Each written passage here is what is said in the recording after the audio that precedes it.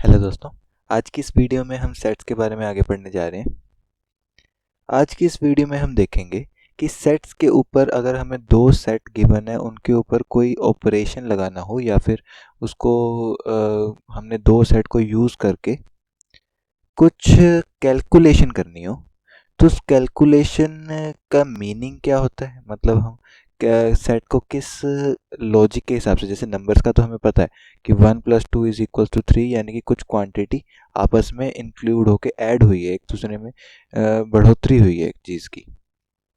लेकिन जो हमारा सेट है वो एक कलेक्शन है, तो एक कलेक्शन में एडिशन सब्सट्रैक्शन का क्या मीनिंग होता है। ए और बी सेट को अगर हम माइनस करते हैं या प्लस करते हैं, इसका क्या मीनिंग होता है वो हम आज की वीडियो में सीखेंगे। उससे पहले हमें सबसे पहले इस बुक में गिवन है वेन डायग्राम। वेन डायग्राम क्या होता है? वेन डायग्राम सेट की रिप्रेजेंटेशन का एक डायग्रामेटिक तरीका है कि हमें डायग्राम्स के थ्रू कलेक्शन को रिप्रेजेंट करते हैं। डायग्राम्स में हम अलग अलग शेप्स के थ्रू, जैसे कि हमारा अभी हमने पिछली वीडियो में देखा था, यूनिवर्सल सेट होता है एक।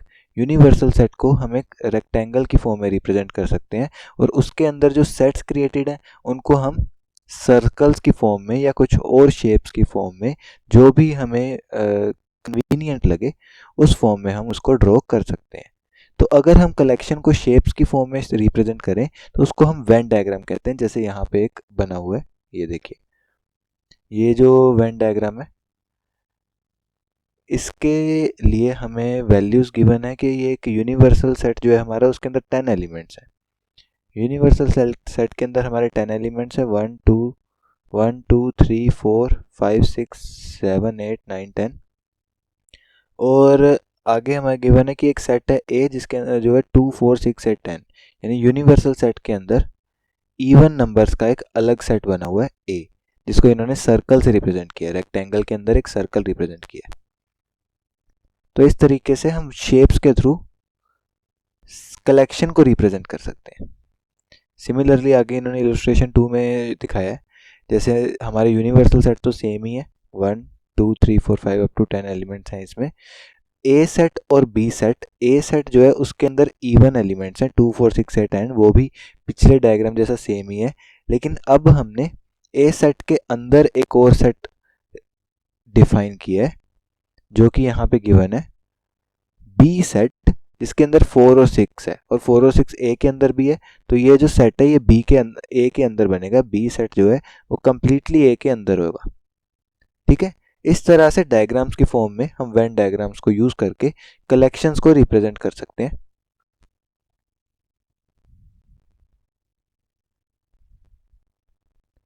तो हम इन कलेक्शंस को रिप्रेजेंट करके कुछ ऑपरेशंस सेट के ऊपर करते हैं। सबसे पहले ऑपरेशंस ऑफ सेट्स में हम पहले इसका मतलब समझते हैं कि हमें दो सेट गिवन होंगे, उन सेट के बीच में उनकी कलेक्शन के जो एलिमेंट्स हैं, उन एलिमेंट्स के साथ हमने कुछ लॉजिक के हिसाब से कुछ ऑपरेशंस करने हैं और कुछ आउटपुट्स हमें मिलेंगे। जैसे कि यहां सबसे पहले हमें गिवन है यूनियन। यूनियन का क्या मतलब है कि हमारे पास दो सेट हैं ए और बी। ए सेट है, मान लो हमारे पास 1 2 3, और बी सेट है हमारे पास 2 3 4। तो इनकी यूनियन का क्या मतलब है? ए यूनियन बी का क्या मतलब है? एक नया सेट जिसके अंदर ए के भी एलिमेंट्स होंगे और बी के भी एलिमेंट्स होंगे। तो 1 ए का एलिमेंट है, 2 ए का एलिमेंट है, 3 ए का एलिमेंट है। पहले हमने ए के एलिमेंट्स लिस्ट कर लिए, फिर उसके बाद बी के एलिमेंट्स लिस्ट करने थे। 2 आ चुका है तो लिखा नहीं, 3 आ चुका है तो दोबारा लिखा नहीं, 4 या, ठीक है। तो ए और बी दोनों के एलिमेंट्स का एक नया सेट जो बनेगा उसको हम बोलते हैं ए यूनियन बी, जिसमें सेट की चलो लॉजिक यही है कि हम रिपीटिशन नहीं करेंगे, तो यहाँ पे रिपीटिशन नहीं होती है। तो ये यूनियन के कुछ एग्जांपल्स गिवन है हमें, जैसे कि let A is equal to A is equal to 2 4 6 8 and B is equal to 6 8 10 12, इनकी यूनियन फाइंड करनी है हमने। तो A यूनियन B क्या होएगा, A यूनियन B के अंदर पहले हम मान लो A के एलिमेंट्स लिस्ट करेंगे 2 4 6 8, ये हमने A के एलिमेंट्स लिस्ट कर लिए, और फिर 6 8 10 12 ये हमने B के एलिमेंट्स को लिस्ट कर लिया। तो ये हमारे पास आ गई A यूनियन B।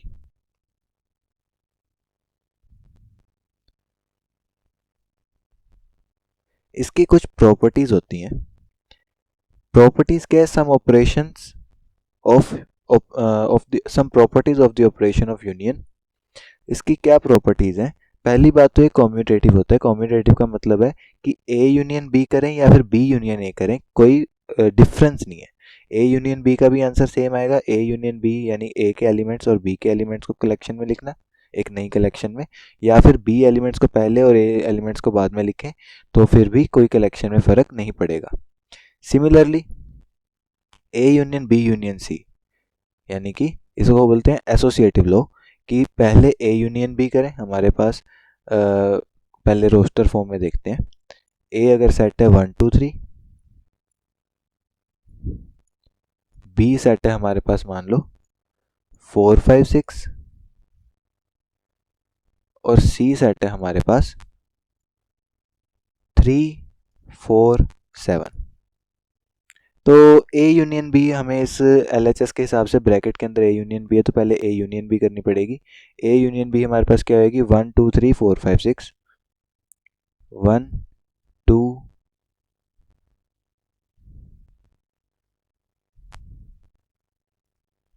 3 4 5 6, और A यूनियन B करने के बाद हमने C के साथ इसकी यूनियन करनी है। इस सेट की, नए सेट की यूनियन C के साथ करेंगे, यानी एक फिर से नया सेट बनेगा जिसमें पहले ये वाले एलिमेंट्स आएंगे 1 2 3 4 5 6, उसके बाद C के एलिमेंट्स आएंगे, 3 आ चुका है, 4 आ चुका है, 7 रह गया, तो 7 ये हमारा फाइनल आंसर है LHS का। Similarly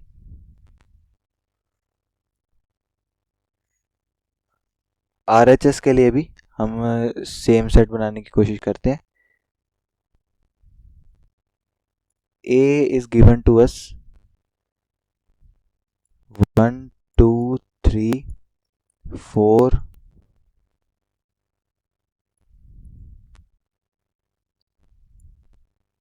1 2 3, B was given to us as 4 5 6, and C was given to us as 3 4 7। तो अब हमने पहले B यूनियन C करनी है, तो B यूनियन C करेंगे, पहले B के एलिमेंट्स को लिस्ट करेंगे 4 5 6 3 4 आ चुका है, 7। अब इसकी यूनियन हमने करनी है A के साथ। A union B union C है, तो B यूनियन C हम कर चुके हैं, पहले A के एलिमेंट्स को लिस्ट करना है 1 2 3, उसके बाद 4 5 6 4 5 6 3 आ चुका है, तो 7। तो LHS RHS दोनों के आंसर सेम आया, यानी कि एसोसिएटिविटी, कि किसी भी सेट का यूनियन पहले कर दो और दूसरे सेट का बाद में, इससे कोई फर्क नहीं पड़ता। इस प्रॉपर्टी को हम वेन डायग्राम से भी रिप्रेजेंट कर सकते हैं।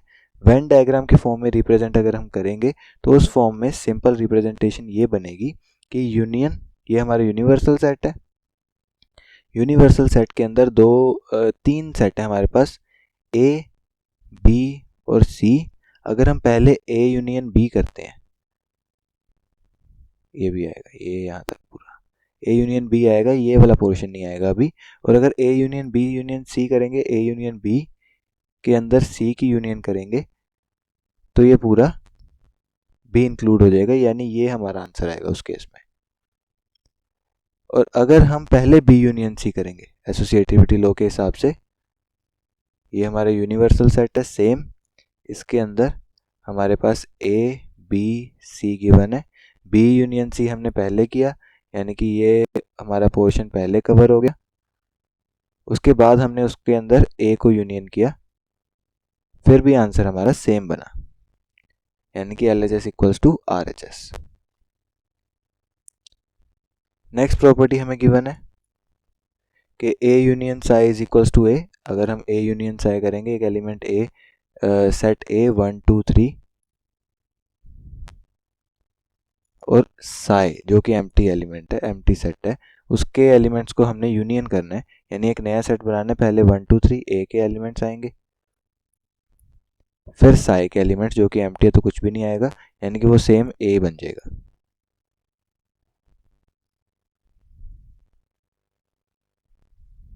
आगे हमें गिवन है ए यूनियन ए, यानी कि ए सेट मान लो हमारे पास एक गिवन है 1 2 3, उसकी यूनियन अपने साथ ही करनी है, यानी कि दूसरा सेट भी हमारा 1 2 3 ही है। इसकी अगर हम यूनियन करेंगे ए यूनियन ए तो क्या बनेगा 1 2 3। पहले हमने ए सेट के एलिमेंट्स को लिस्ट कर लिया, दूसरे ए के एलिमेंट सेम है तो रिपीटिशन नहीं होगी, यानी सेम सेट बनेगा फिर से ए।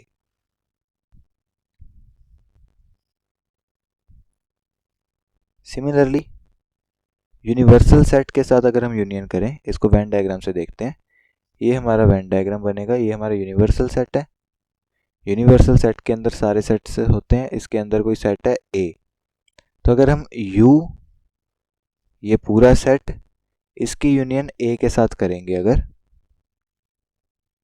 इसकी यूनियन ए के साथ करेंगे, यानी पहले हम यू के सारे एलिमेंट्स को लिस्ट करेंगे, फिर ए के एलिमेंट्स को जब लिस्ट करना शुरू करेंगे तो वो यू के अंदर पहले ही आ चुके हैं तो उनको रिपीट नहीं करेंगे, यानी आंसर हमारा यू के ही इक्वल आएगा, यानी U in union A is equals to U. Universal set के साथ किसी भी उसके अंदर के सेट की इंटरसेक्शन करेंगे तो आंसर यूनिवर्सल सेट ही आएगा। सिमिलरली हमारे पास एक और ऑपरेशन होता है इंटरसेक्शन का। इंटरसेक्शन का क्या मतलब है, जैसे कि हमारे पास एक सेट है a इज इक्वल्स टू 1 2 3 और b इज इक्वल्स टू 2 3 4। हमने एक नया सेट बिल्ड करना है जिसके अंदर a और b दोनों के कॉमन एलिमेंट्स हों, जैसे 2 इन दोनों के बीच में कॉमन है तो इसमें 2 आएगा, 3 इन दोनों के बीच में कॉमन है तो 3 आएगा, 1 और 4 नहीं आएंगे तो दोनों के बीच में कॉमन नहीं है। तो the set of common elements of two sets is called intersection of that sets. यानी कि अगर हम इसको वेन डायग्राम के हिसाब से देखें तो वेन डायग्राम में ये हमारा यूनिवर्सल सेट हो गया। यूनिवर्सल सेट के अंदर हमारे पास दो सेट हैं ए और बी। ए और बी का जो कॉमन रीजन है इसको हम बोलते हैं A intersection B Venn diagram में। आगे हमें गिवन है कुछ एग्जांपल्स गिवन है। If let A is equals to this 1 to 10 and b is equal to 2 3 5 7, A intersection b क्या आएगा 2 2 दोनों में कॉमन है, 3 3 दोनों में कॉमन है, 5 5 दोनों में कॉमन है, 7 7 दोनों में कॉमन है, यानी हमारा set b he a intersection b के इक्वल आ जाएगा। इसका मतलब क्या है कि अगर कोई सेट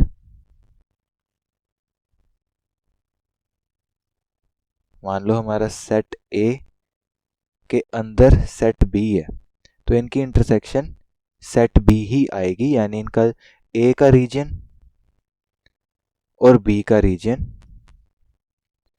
इनका कॉमन पोर्शन b खुद है, तो a इंटरसेक्शन b अगर b a के अंदर है तो b खुद होगा।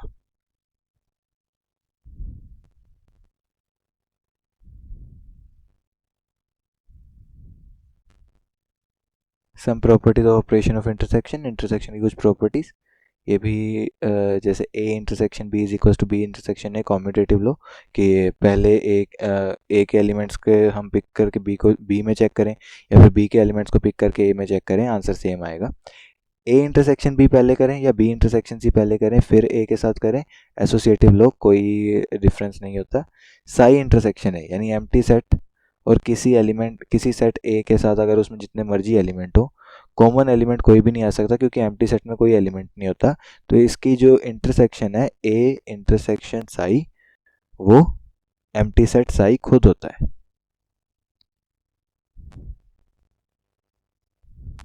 आगे हमारे पास है a intersection a is equals to a, यानी कि वो सारे एलिमेंट्स जो a के अंदर भी हैं और a के अंदर भी हैं, यानी कि a एलिमेंट एक सेट a है उसमें एलिमेंट पिक करेंगे और चेक करेंगे वो ए के अंदर दोबारा आ रहा है कि नहीं, तो वो ऑब्वियसली आएगा, तो वो आंसर ए के इक्वल ही आएगा। आगे A intersection B union C is equal to A intersection B union A intersection C. इसको वेन डायग्राम के हिसाब से देखते हैं कि हमारे पास तीन सेट हैं ए बी सी। तो पहले इन्होंने कहा है बी यूनियन सी ब्रैकेट के अंदर, तो पहले बी यूनियन सी करेंगे। मान लो ये हमारा ए है, ये बी है, ये सी है। बी यूनियन सी हमारा बनेगा यहां से ऐसे, ये वाला पोर्शन हमारा बी यूनियन सी है। अब इसकी इंटरसेक्शन ए के साथ हमने चेक करनी है। इसकी इंटरसेक्शन ए के साथ ये वाला पोर्शन है, ये इतना सा, ये हमारा LHS है। सिमिलरली RHS अगर हम फाइंड करने की कोशिश करें, RHS में हमें पहले गिवन है, पहले हमने फाइंड करना है ए इंटरसेक्शन बी, यानी कि ए इंटरसेक्शन बी ये वाला पोर्शन, और बी ए इंटरसेक्शन सी ये वाला पोर्शन, और फिर इनकी यूनियन करनी है, यानी कि वही सेम रीजन हमारा RHS में भी कवर हो रहा है, यानी कि LHS is equals to RHS।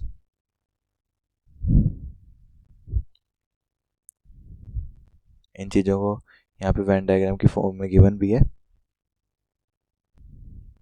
आगे डिफरेंस ऑफ सेट्स, दो सेट को माइनस करना।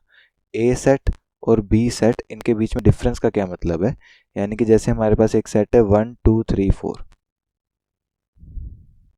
एक सेट है ये है हमारा ए सेट, और बी सेट है 3 4 5 6। तो a माइनस बी का क्या मतलब है कि हमने a में से वो एलिमेंट्स लिस्ट करने हैं जो b के अंदर नहीं है, यानी कि a में से वो एलिमेंट्स हम डिलीट कर देंगे जो b के अंदर, b के साथ उसके कॉमन है। a में से b के कॉमन एलिमेंट्स डिलीट कर देंगे, तो हमारे पास बचेगा 1 और 2। ये आंसर हमारा आया a माइनस बी का। सिमिलरली हम b माइनस ए भी फाइंड कर सकते हैं। b माइनस ए क्या आएगा, b माइनस ए होगा, b में से वो एलिमेंट्स डिलीट करने हैं जो a में नहीं है, b में से वो एलिमेंट्स माइनस करने हैं जो a में भी हैं। जैसे 3 4 ये माइनस हो जाएंगे, तो 5 और 6 ये हमारा b माइनस ए है। यहाँ पे एक चीज़ दिख रही है कि a minus B is not equals to b minus A. ठीक है, यानी कि a और b के अंदर जो कॉमन एलिमेंट्स है उसको माइनस करके बाकी जो एलिमेंट्स बच जाएंगे उसका जो नया सेट बनेगा उसको हम a माइनस बी बुलाते हैं, और ये कॉम्यूटेटिव नहीं है, यानी a minus B is not equals to b minus ए।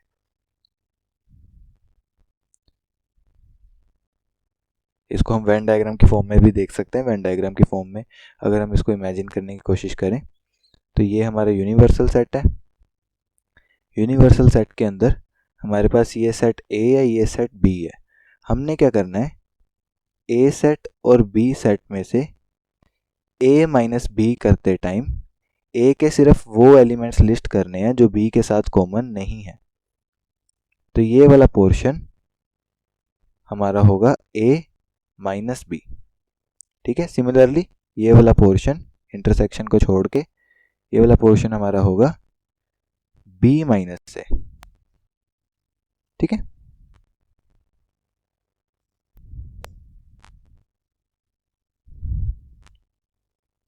आगे हम एक्सरसाइज के कुछ क्वेश्चंस ट्राई करेंगे। जैसे कि यहाँ पे हमें क्वेश्चन गिवन है, find the union of each of the following pairs. जैसे हमारा थर्ड पार्ट गिवन है, x such that x is a natural number multiple of 3, यानी कि x एक तो नेचुरल नंबर होना चाहिए 1 2 3 4 5 6 7 8 अप टू इन्फिनिटी, और मल्टीपल ऑफ 3 होना चाहिए। मल्टीपल ऑफ 3 का क्या मतलब है, 3 6 9 12। ये दोनों कंडीशन अगर साइमल्टेनियसली सेटिस्फाई करानी है तो हमारा सेट बनेगा 3 6 9 12 अप टू इन्फिनिटी। ये हमारा हो गया set A। Similarly set B हमें गिवन है, x is a natural number and x is less than 6। हमने एक सेट B डिफाइन किया है जिसके अंदर नेचुरल नंबर्स हैं जो लेस देन 6 हैं, यानी 1 2 3 4 5। इनका हमने यूनियन करना है, यानी कि A यूनियन B के टाइम पे, क्योंकि ऑर्डर मैटर नहीं करता तो हम किसी के भी एलिमेंट्स पहले लिस्ट कर सकते हैं। जैसे कि यहाँ पे हम पहले बी के एलिमेंट्स लिस्ट करेंगे। ए यूनियन बी के अंदर पहले हम एलिमेंट्स बी के लिखते हैं 1 2 3 4 5। उसके बाद हम ए के एलिमेंट्स लिखते हैं 3 आ चुका है, 6 9 12 अप टू इन्फिनिटी। इस टाइप से हम ए यूनियन बी को फाइंड कर सकते हैं। आगे जैसे हमें गिवन है find intersection of each pair of the following questions. Intersection हमने फाइंड करनी है। जैसे कि हम कोई ये क्वेश्चन करते हैं, ए इंटरसेक्शन बी पहले करनी है ब्रैकेट में, तो ए इंटरसेक्शन बी में क्या आएगा, 3 नहीं आएगा, 7 आएगा, 9 आएगा, 11 आएगा। तो ए इंटरसेक्शन बी हो गया हमारा 7 9 11, और बी इंटरसेक्शन सी हो गया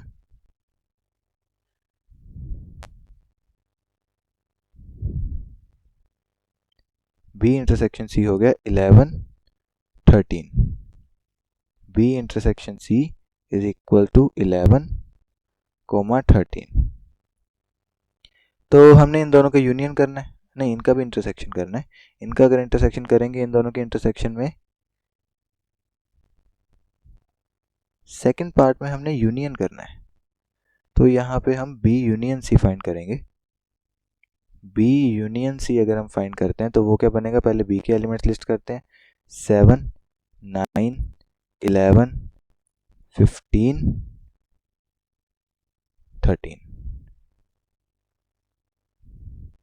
13, फिर सी के एलिमेंट लिस्ट करते हैं, 11 हो गया, 13 हो गया, 15। इस टाइप से हम बी यूनियन सी फाइंड कर सकते हैं। इन दोनों के बीच में हमने इंटरसेक्शन फाइंड करनी है, A intersection B union C. इनके बीच में 7 कॉमन है, 9 कॉमन है, 11 कॉमन है, यानी कि 7 9 11 इज अवर फाइनल आंसर। आपने यहाँ पे देखा होगा कि मैं सिंबल्स यूज कर रहा हूँ यूनियन को रिप्रेजेंट करने के लिए। हम ये सिंबल यूज करते हैं, ये यू नहीं है, अल्फाबेट्स का यू नहीं है, ये हमारा एक सिंबल। जैसे देखो यहाँ पे ये सिंबल की फॉर्म है, यू की फॉर्म में नहीं है, सिंबल की फॉर्म में है। सिमिलरली इंटरसेक्शन को रिप्रेजेंट करने के लिए हम यही सिंबल रिवर्स में यूज कर सकते हैं। ठीक है, आगे हमारे पास क्वेश्चन है, which of the following pairs of sets are disjoint. Disjoint का क्या मतलब है, यहाँ पे डिसजॉइंट वर्ड यूज्ड है। डिसजॉइंट का मतलब होता है कि अगर हमारे पास दो सेट, एक सेट ए 1 2 3 4 और एक सेट बी 5 6 7 8 गिवन है, अगर हम इसके इंटरसेक्शन फाइंड करें, ए इंटरसेक्शन बी अगर हम फाइंड करेंगे तो उसके अंदर इन दोनों का कॉमन एलिमेंट अगर हम ढूंढे तो कोई भी नहीं है, तो कोई भी नहीं आएगा एलिमेंट, ये सेट एम्प्टी आएगा, साई के इक्वल आएगा। उस केस में इस टाइप के सेट जिनकी इंटरसेक्शन साई होती है, नल होती है, जो कि एम्प्टी सेट होता है, उस केस में हम उन सेट्स को बोलते हैं डिसजॉइंट, क्योंकि वो कनेक्टेड नहीं है, आपस में जुड़े हुए नहीं है। तो यहाँ पे हमने क्वेश्चन के अंदर फाइंड करना है कि कौन से सेट डिसजॉइंट है। जैसे 1 2 3 4 और second X is a natural number 4 2 6 equal to 4, यानी कि 4 इस वाले सेट में इंक्लूडेड होगा, इक्वालिटी का साइन है, और यहाँ पे तो 4 है ही, यानी कि एक एलिमेंट इन दोनों का कॉमन है, इंटरसेक्शन साई के इक्वल नहीं है। लेकिन अगर हम अगला एग्जांपल देखें, A E I O U C D E F, इसमें भी ई कॉमन है, तो ये भी डिसजॉइंट नहीं है। X is an even integer, x is an odd integer, ऐसा कोई इंटीजर नहीं है इवन और ऑड दोनों हो, यानी इस सेट में भी है और इस सेट में भी है, तो ये साई है, ये इक्वल्स टू साई है, ये सेट डिसजॉइंट है। अगले क्वेश्चन में हमें गिवन है, if A is equals to this set, B is equals to this set, C is equals to this set, D is equals to this set, find A minus B। यानी A में वो वाले elements list करो जो B के अंदर नहीं है। A में वो वाले एलिमेंट्स 3 B के अंदर नहीं है, 3 आएगा इसमें, 6 नहीं है, 9 नहीं है, 12 कॉमन है देखो, 15 नहीं है, 18 नहीं है, 21 नहीं है, a माइनस बी ये बन गया। अगर हम कोई और बनाने की कोशिश करें, जैसे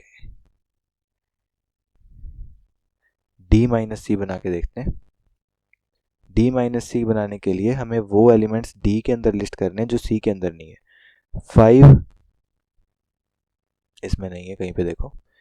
10 यहाँ पे कॉमन है, देखो 10 नहीं आएगा। 15 कॉमन नहीं है, 15 यहाँ पे आएगा। 20 कॉमन नहीं है, 20 आएगा। इस तरह से हम d माइनस सी भी फाइंड कर सकते हैं।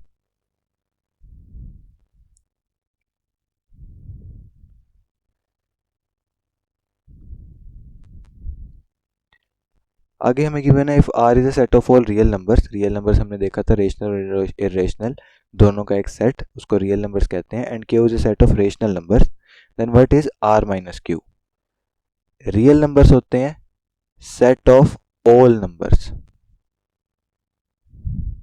अब ऑल नंबर्स दो टाइप के होते हैं, सारे नंबर्स दो कैटेगरीज में आ सकते हैं।